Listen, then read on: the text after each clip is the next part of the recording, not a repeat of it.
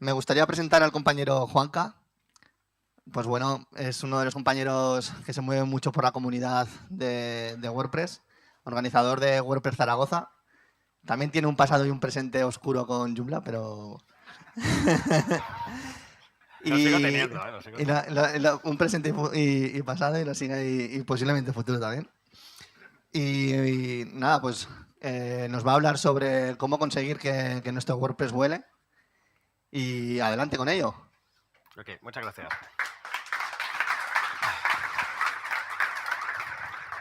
Bueno, muchas gracias a todos por venir. Nada, vamos a hablar un poco de Web Performance Optimization y saber un poco qué es esto y unos primeros pasos para intentar mejorar un poco nuestras webs. Voy a ponerme el cronómetro porque si no luego me paso y me echan bronca.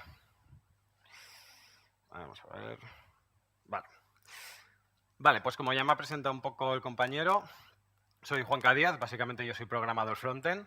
Como a mí me gusta decir, soy programador de lo que se ve, para que me pueda entender mi madre y todo el mundo que no sea técnico, porque muchas veces dices frontend y nadie sabe lo que realmente estás haciendo, ¿vale? Entonces, cuando dices programación de lo que se ve, ya más o menos queda un poco más claro. Estoy especializado tanto en WordPress como en Joomla, como ha comentado el compañero. Al final, a mí me da relativamente igual lo que haya detrás, siempre y cuando sea software libre. Por lo tanto, también es un poco declaración de intenciones, que no nos tenemos que fijar tanto en la plataforma, ¿vale? Sino simplemente ser un profesional en un sector o en un concepto en concreto y ya está, ¿vale? Como ha comentado, soy fundador desarrollador de Joomla, que es un portal, pues igual que tenéis las WordCamps en WordPress, en Joomla están los Joomla Days. No tenemos la suerte de tener una entidad como son la WordCamp Central que nos ayuda. ¿Ahora mejor? Vale. No tenemos tanta suerte de tener una entidad como WordCamp Central que nos ayuda a montar los eventos como este, entonces nosotros creamos una asociación para hacerlo, etcétera, etcétera. Vale, WordPress Tarragona, WordPress Barcelona, etcétera, etcétera. Post-Type Podcast. ¿Quién conoce Post-Type Podcast? Vale, pues tenéis que conocerlo más. Básicamente es un podcast que tengo con Dario Belbontín, en el que normalmente tratamos temas así un poco críticos, ¿vale? Nos mojamos un poco en temas de que la gente no suele comentar, controvertido, etcétera, etcétera, ¿vale? Es perfil bastante técnico, pero bueno, creo que es interesante. Si os gusta el tema técnico, creo que es interesante. Vale, y yo siempre suelo empezar las presentaciones con un disclaimer, ¿vale? Un poco avisando de que todo lo que vais a ver es un poco en base a mi experiencia, que yo no hago presentaciones ni charlas para sentar cátedra ni escribir un libro. Simplemente, pues, si os puedo ayudar un poco con mis consejos y con lo que yo he aprendido, pues ganamos todos, ¿vale? Pero que nada es ciencia cierta, sino que discutírmelo todo, yo no estoy de acuerdo, yo pienso que se puede hacer de otra manera mejor, etcétera, etcétera, y al final aprendemos todos qué es lo que se trata, ¿vale? Como siempre digo, soy responsable de lo que digo, no de lo que cada uno interpreta. No me puedo responsabilizar si alguno de estos códigos o recomendaciones fallan en tu web y en caso de duda consulta con tu programador. Vale, WPO, ¿qué son las siglas estas tan raras de WPO, Web Performance Optimization? Al final no deja de ser una cosa tan sencilla como el conjunto de técnicas para analizar, proponer y desarrollar cambios directamente relacionados con la optimización de la velocidad de carga de una web, así como la experiencia de usuario de esta. Y este último punto es algo que normalmente muchas veces se olvida. Nos centramos mucho en que la web cargue muy rápido, pero luego la experiencia de usuario se ve afectada por esto. Y para mí eso es una mala optimización de una web, porque carga muy rápido, pero la experiencia que tenemos es mala. Entonces, para mí no sirve de nada, ¿vale?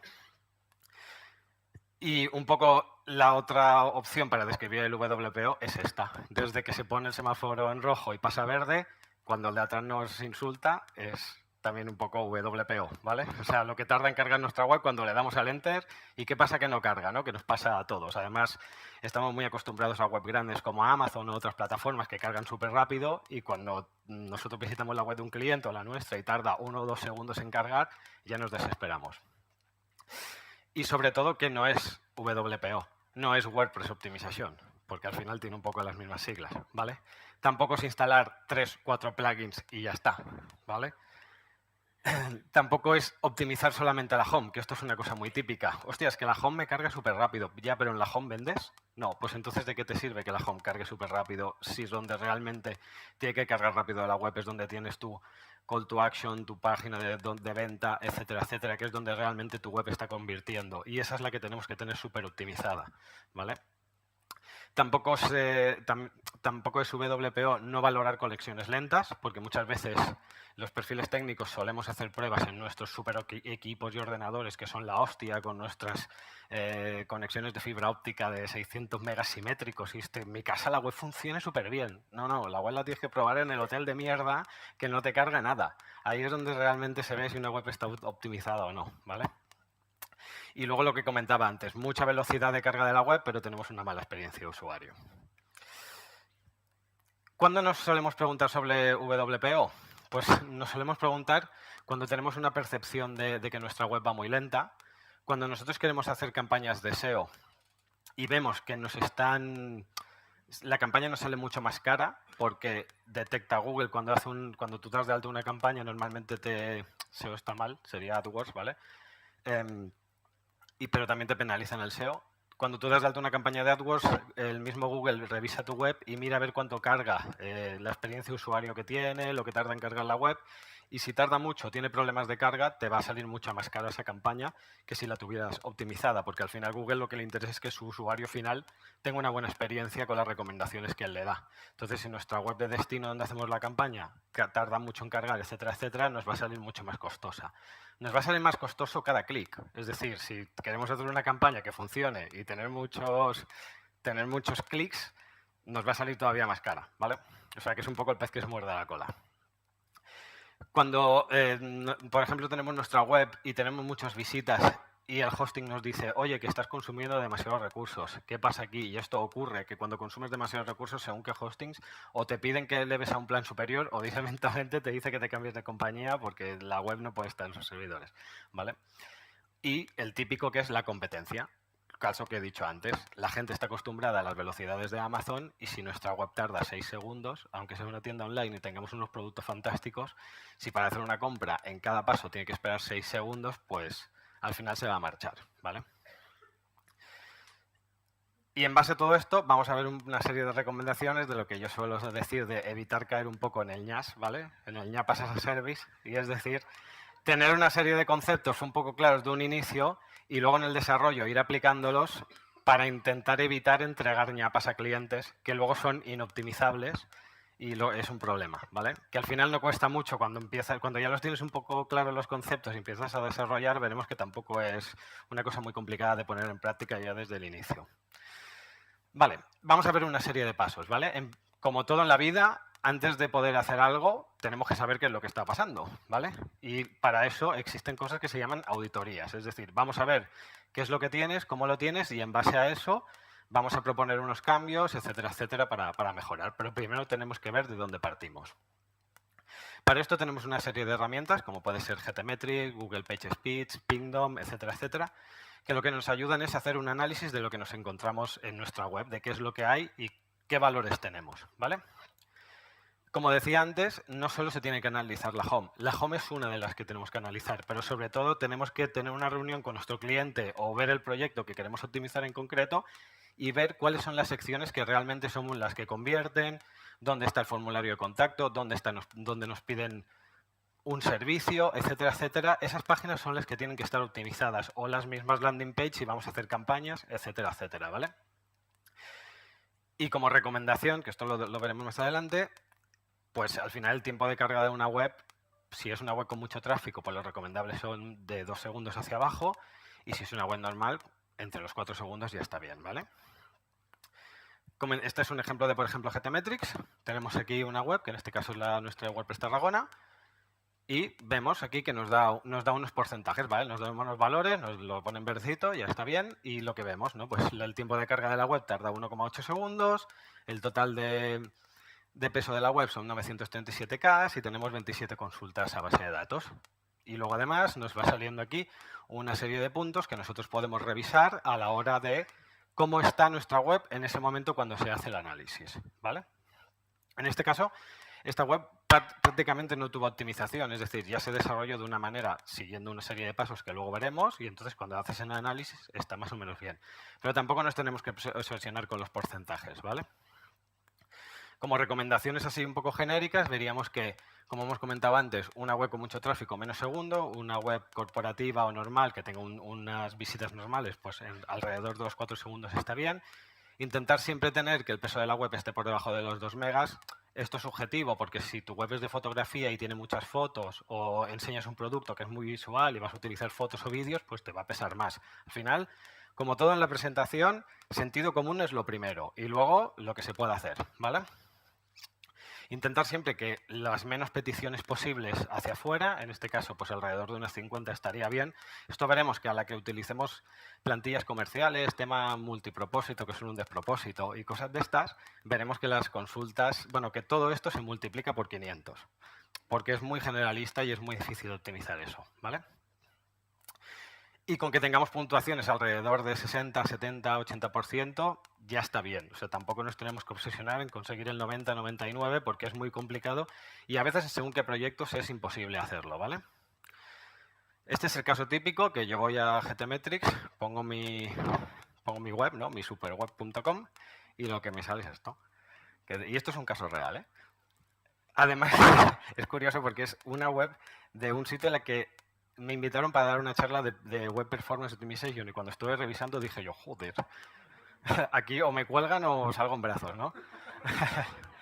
Fijaros, casi 400 peticiones a base de datos, 40 megas de página web de carga y un tiempo de carga de 18 segundos. Y esto es, o sea, si buscamos nuestra web y tenemos estos valores, es que todo mal. ¿Sabéis la expresión todo mal? Pues todo mal. O sea, aquí no se ha hecho prácticamente nada. Se ha instalado la plantilla tal cual viene, no se han optimizado las imágenes, no se ha hecho nada. Y claro, el resultado es esto.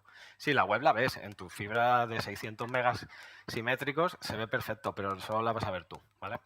Y entonces es lo que pasa, ¿no? Cuando tenemos este resultado, pues esta es un poco la cara que se nos queda, porque eso es imposible de optimizar. Así que, en base un poco a lo que hemos visto antes, vamos a ver los siguientes puntos, a ver qué podemos hacer con este desaguisado que nos hemos encontrado.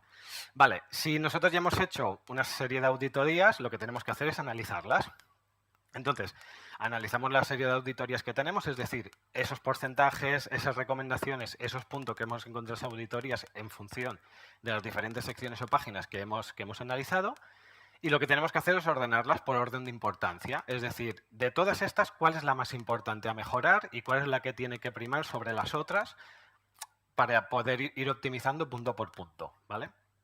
Porque en este caso, si una de las páginas nuestras muy importantes de optimizar, me lo invento, es la de que te rellenen un formulario, y uno de los problemas que tenemos es que se nos están cargando todos los scripts y todas las consultas de formulario en toda la web, pues igual lo que hay que mirar es hacer carga condicional de ese formulario solamente en esas secciones que tenemos formulario y en las otras no. Es un ejemplo muy chorras, pero para que nos hagamos un poco la idea. Y luego también tenemos que valorar con el responsable de ese proyecto qué puntos podemos hacer, porque muchas veces nos encargan una tarea de optimización o queremos optimizar la web, pero hay algunos de estos puntos que no se pueden tocar. Es decir, uno de los primeros pasos es, pues, si tarda mucho en cargar, si el tiempo del primer byte de respuesta es muy alto, etcétera, etcétera, se tiene que cambiar de hosting. Pero si no se puede cambiar de hosting, es que tengo 5 años contratados y no me devuelven el dinero. Bueno, pues igual te interesa seguir perdiendo pasta en optimización porque es que ya lo has pagado en el hosting y no te queda otra, ¿no? Son cosas que se tienen que valorar. O no se puede cambiar el diseño, porque es que hace 6 meses que lo hemos cambiado y ya hemos implementado este y nos costó mucho dinero y nos gusta porque está muy alineado con nuestra marca, etcétera, etcétera. Pues igual el diseño entero no se puede cambiar, pero se pueden hacer unas modificaciones un poco más pequeñas, ¿vale? O no se puede cambiar de tema, porque hemos sido unos cracks y hemos implementado un tema de ThemeForest y tenemos un montón de cosas, portfolios, cosas que no tienen nada que ver con un tema y ya lo tenemos en nuestra web con contenido y moverlo es un problema. Pues igual en ese momento, solo por una tarea de optimización, igual el cliente no te va a aceptar que le cambie la web entera, ¿vale?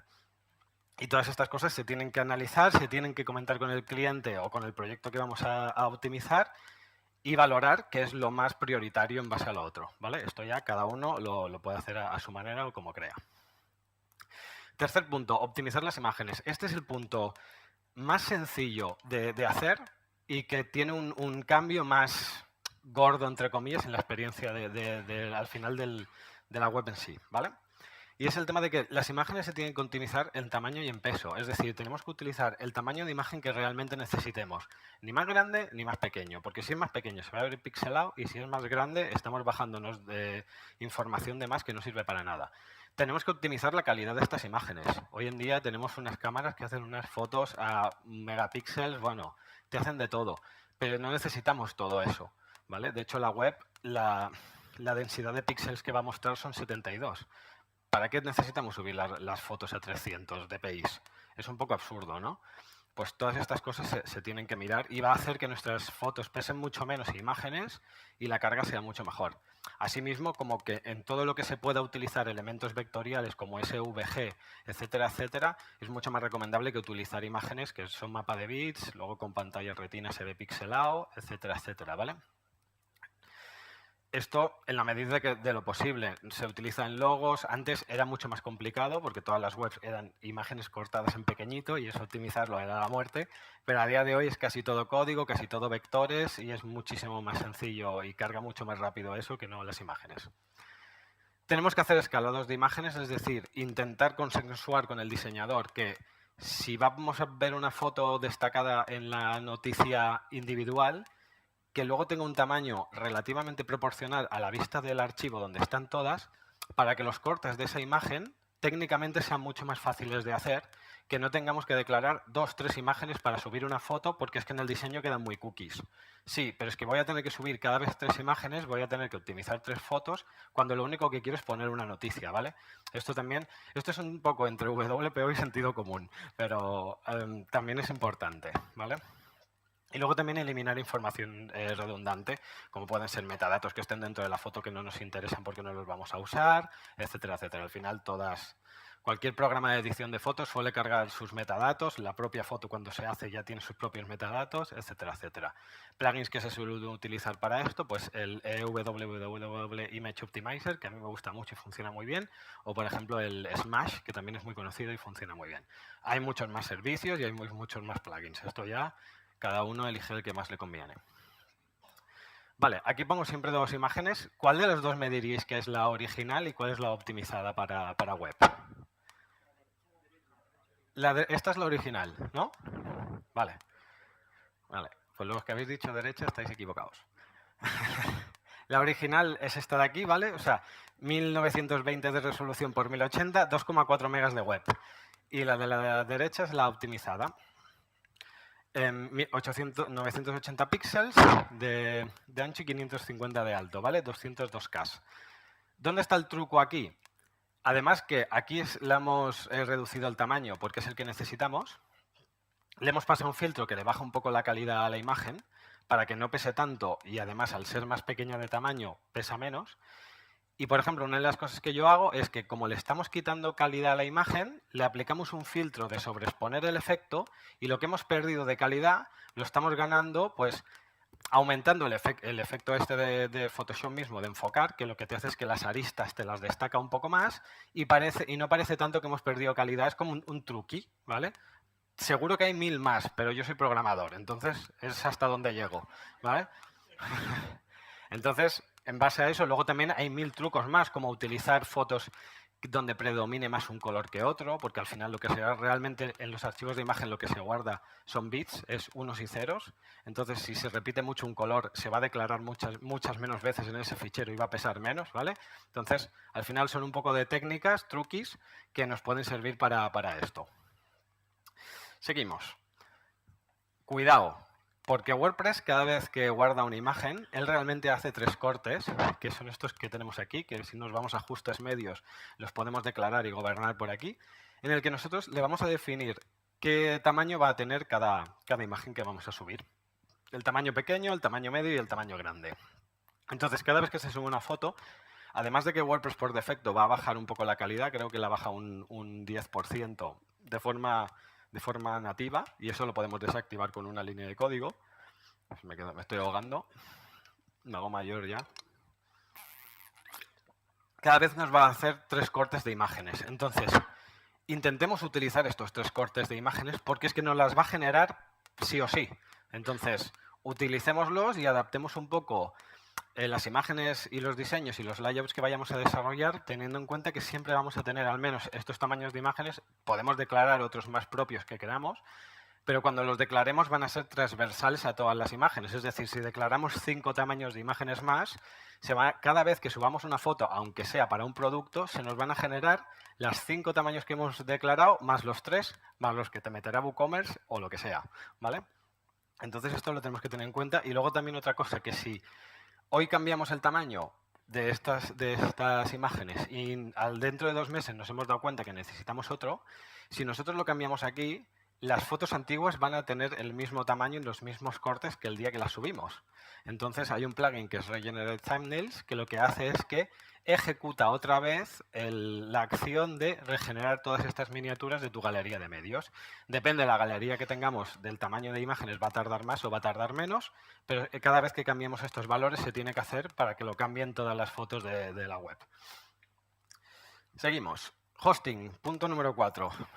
Hosting. ¿Por qué pongo hosting y luego ahí abajo gratuito, web, barato, etcétera? Porque se busca. Y claro, si queremos que cargue la web rápida y buscamos hosting barato o gratuito, pues tenemos un problema, ¿vale? Como buscar banca ética, ¿no? Son conceptos que chocan en la cabeza. Pues esto es igual. Como recomendación un poco genérica.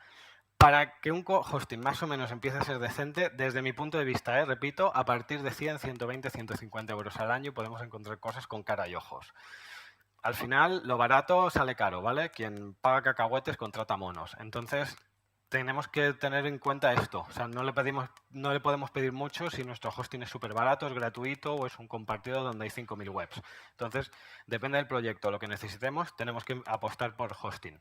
Que tenga discos SSD, PHP 7, es un básico, HTTP2, SSL. A día de hoy, para mí, todas estas cosas es un básico. O sea, lo tiene que tener sí o sí, ¿vale? Otros puntos, valorar que el hosting esté cercano al cliente, pues si es un proyecto en España, mirar a hacer lo posible que el hosting esté en España o lo más cerca físicamente del cliente, porque vamos a limitar los tiempos de respuesta porque físicamente está más cerca, ¿vale? Al final son milisegundos, pero bueno, esto vamos sumando unas cosas con otras y se nota. Y ya para nota es si, por ejemplo, tenemos una caché que sea interna en el propio servidor. Tenemos por aquí SiteGround, que es patrocinador, y ellos, por ejemplo, tienen un sistema de caché en servidor que funciona muy bien y es 1000 veces mejor que cualquier otro sistema que instalemos un plugin o lo que sea, porque esto lo gestiona memoria RAM y no hay nada más rápido que eso. Y luego la respuesta al primer bit. Pluginitis. Este es otro típico. ¿Cuántos hemos visto webs con pluginitis? Levantemos la mano. Vale. Básicamente la pluginitis es tener muchos plugins y no sabemos ni para qué estamos usando unos, otros, plugins que están haciendo lo mismo que hace el otro, ya, pero es que este hace una cosa que me gusta y el otro hace otra, ¿qué tal? Digo, ya, pero es que todos están cargando la misma funcionalidad y solo utilizas un trozo. Tenemos que intentar revisar, ¿vale? Intentar revisar que no se repiten funcionalidades en los mismos plugins. Para cosas pequeñas, como 2 líneas de código, no se necesita un plugin. Para poner el código de Google Analytics no necesitamos un plugin. Si no sabemos hacerlo, no nos va a quedar otra. Pero si ya estamos mirando temas de optimización, que ya se supone que tenemos una web y que tenemos la parte técnica mínimamente realizada, esto ya es un punto ya para ir haciendo las cosas un poco mejor, ¿vale? Evitar, por ejemplo, los plugins Frankenstein. Todos esos plugins que hacen 55.000 cosas. O sea, hay plugins de caché que te lavan la ropa prácticamente, ¿vale? Y dices, hostia, si lo único que quiero es que me cachees, te minifica, te cachea, te hace los cookies, no sé qué, no. O sea, hazme una cosa sola y ya está, porque el día que quiera prescindir de ti, solo voy a prescindir de esa funcionalidad y voy a elegir otro que me cubra solo eso. En cambio, si tengo 55.000 cosas contigo, el día que me vaya porque te falle algo, voy a perder 55 funcionalidades nuevas que tengo que buscar. Ya me entendéis, ¿no? Un poco lo que quiero decir. Y luego, para saber un poco cuánto nos consume cada plugin y qué problemas estamos teniendo, tenemos el P3. A día de hoy creo que hay muchos más, pero bueno, este es un típico. Y este lo que nos dice un poco es, en nuestra línea de ejecución de WordPress, cuando se van cargando los plugins, qué es lo que pesa y qué es lo que carga cada uno, y ahí podemos ver un poco cuál es el que nos está generando un cuello de botella. O igual tenemos el típico tonto de compartir en redes sociales y le pasamos esto y nos encontramos que es el que más chupa. Cuando es una chorrada lo de cargar en redes sociales, que lo podemos hacer de otra manera o incluso con un código metiéndolo en los layouts que a nosotros nos interese. Vale, carga condicional. Esto es un ejemplo que ponía antes, que era, por ejemplo, si mi call to action está en vender un producto o en que se rellene un formulario de contacto, ¿por qué me estás cargando los CSS, los JavaScript y todas las consultas de ese formulario y de esa venta del producto en toda la web si solamente hay 2 páginas en las que se ejecuta esa acción? Pues tenemos que mirar a ver que realmente si esos plugins lo están haciendo bien o no lo están haciendo bien, para que solo se carguen esas librerías, esas dependencias, esos ficheros en las páginas o en las secciones donde nosotros vamos a utilizarlas, ¿vale? Es un típico que el de formulario de contacto cargue los recursos en toda la web y solo se está utilizando en la sección de contacto, que además el tema de contacto es un poco genérico, ¿no? O sea, se tendría que dar un poco de vuelta ahí. Como digo, revisar la carga de los X plugins, porque a esto te lo puede hacer uno, te lo puede hacer todo. Por ejemplo, luego lo veremos más adelante, WooCommerce por defecto te carga todas sus dependencias en toda la web y no lo hace porque sea. Al final muchas de estas decisiones la gente pensará, hostia, qué cabrones, me lo cargan toda la web, me quieren joder. No, o sea, por ejemplo, WooCommerce o muchos plugins lo hacen básicamente porque si tú tienes un e-commerce es que toda tu web va a ser un e-commerce. Entonces, por defecto se toma esa decisión, que puede ser la mejor o no, pero se ha tomado esa decisión. Lo importante es que luego haya un filtro o algo que nosotros podamos desactivar todo eso, que lo normal es que si están bien desarrollados lo podamos corregir.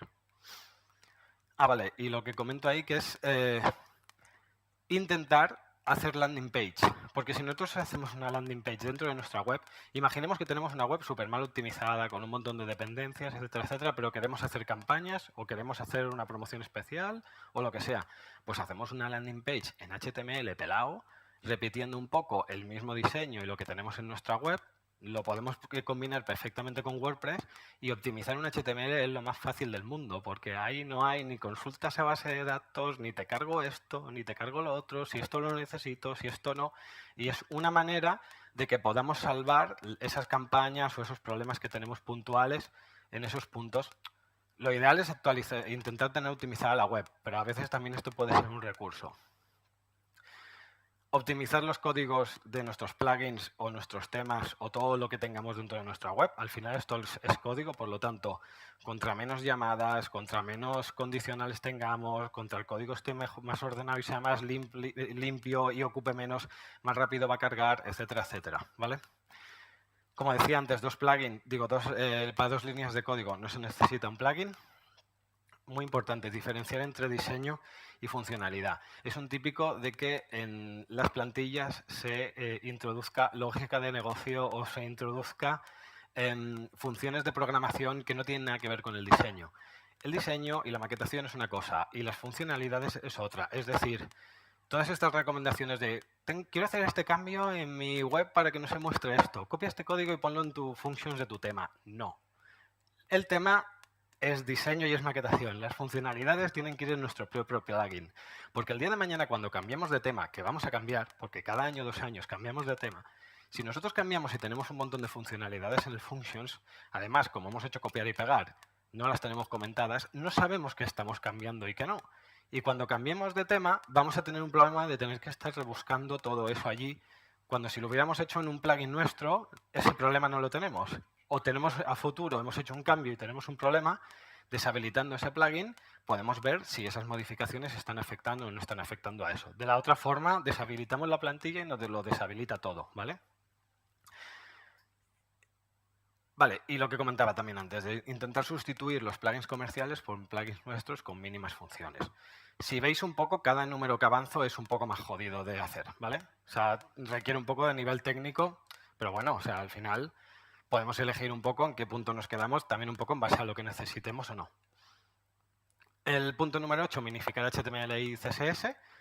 Básicamente, los recursos estáticos se pueden minificar, que es poner todo el código junto, como vemos aquí. Esto nosotros no lo podemos leer, pero las máquinas lo leen perfectamente, igual que lo otro, ¿vale? O sea, las máquinas no tienen un TOC, como tenemos nosotros, que el código tiene que estar ordenado, indentado, todo perfecto, bonito, donde abre, cierra. A la máquina le da igual, mientras esté, lo va a leer y lo va a ejecutar. Pues intentemos utilizar herramientas que nos minifiquen el código siempre en producción, porque si lo hacemos en desarrollo no lo vamos a poder entender y no vamos a poder desarrollar, ¿vale? Y como vemos ahí, se cambia bastante los tamaños de los diferentes recursos si los tenemos minificados o no. En algunos casos más, en algunos casos menos. Al final, si vemos un poco en general, todo es tema de kilobytes, o sea, cosas muy pequeñas, pero muchos cambios pequeños hacen un resultado final grande, ¿vale? O sea, al final La calidad está en los detalles. Bueno, como vemos aquí en todas, hay plugins relacionados, ¿vale? Que os pueden ayudar con esta tarea, como puede ser el Auto-Optimize o el Super Minify. Vale, optimizar base de datos. Este es un típico. Cuando nosotros tenemos plugins desinstalados, hemos probado plugins, hemos utilizado unos cuantos, todos estos registros se quedan en base de datos.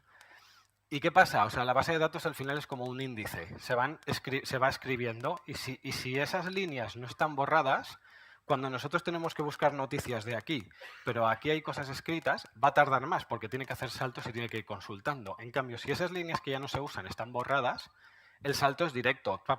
No se tiene que ir encontrando basura por medio. Es lo mismo para que nos entendamos, como el de fragmentar disco en el Windows, ¿vale? Intentemos minimizar el número de revisiones de los posts, ¿vale? Para que no guarde, es que por defecto no tiene límite, pues 3, 5 revisiones y ya estaría bien. Todos los comentarios, aunque estén en spam o estén en la papelera, ocupan sitio en la base de datos, entonces si no necesitamos, se borran directamente papelera, o sea, vaciar papelera y listo. Y luego el otro punto son las opciones o los transient, que los utilizan plugins y también son información que está guardada en base de datos. Y todo esto, si el plugin más o menos está bien hecho, nos va a pedir que una vez lo borremos se eliminen todos estos registros en base de datos y nuestra base de datos va a estar más óptima. Y para acabar, y lo pongo el último, es caché y CDN. Porque no sirve de nada no haber hecho ninguno de los pasos antes y cachear desde el primer momento, porque estamos cacheando caca. Y si cacheamos caca, no sirve de nada porque lo único que estamos haciendo es cachear cosas que van lentas. Entonces, primero tenemos que optimizar y el último punto de todo, si es necesario, cachear, ¿vale? Básicamente el cachear lo que hace es que todas esas consultas dinámicas y que tardan de consulta, base de datos, etcétera, etcétera, no las va a hacer, las va a guardar en un fichero temporal en HTML y eso se lo va a servir cada vez al usuario sin tener que hacer todas esas consultas. Vamos, que es mucho más rápido, ¿vale? Intentar utilizar las caches de navegador. Todo navegador tiene su caché. Si se declara un htaccess, etcétera, etcétera, te las va a gestionar el navegador sin problemas. Habilitar la compresión gzip. Esto ya, si un servidor no tiene gzip, ya tenemos un problema también. Esto va también a ahorrar ancho de banda. Y luego también tenemos que tener mucho cuidado con utilizar este contenido dinámico en webs, como por ejemplo una tienda online, etcétera, etcétera, porque por ejemplo las páginas de carrito, las páginas de usuario, el checkout, eso no puede estar cacheado, porque entonces nos vamos a encontrar información del cliente de al lado, ¿vale? Y eso no lo queremos. Y como último paso, utilizar un CDN, que es un Content Delivery Network, que es para poder cargar esos recursos que no las sirva nuestra máquina, sino que se vayan a buscar afuera, que son más rápidos. Y voy a acabar ya porque si no me van a matar. Último punto, muy, muy rápido. WooCommerce. WooCommerce genera sus tamaños de imagen. Lo tenemos que tener en cuenta. Como comentaba antes, cuidado con la caché. No cacheemos carritos, checkout, etcétera, etcétera. Evitar cargar WooCommerce en todo WordPress.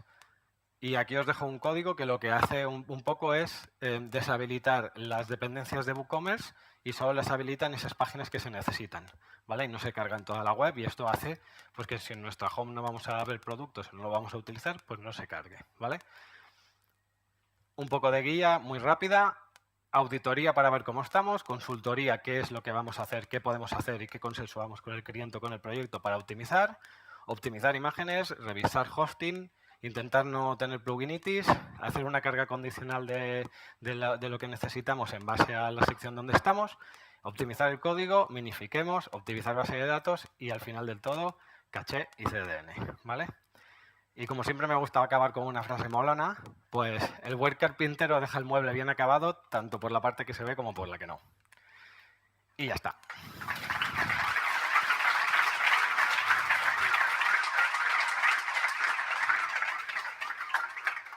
Tenéis las diapositivas ya aquí con los enlaces a todos los recursos y plugins comentados.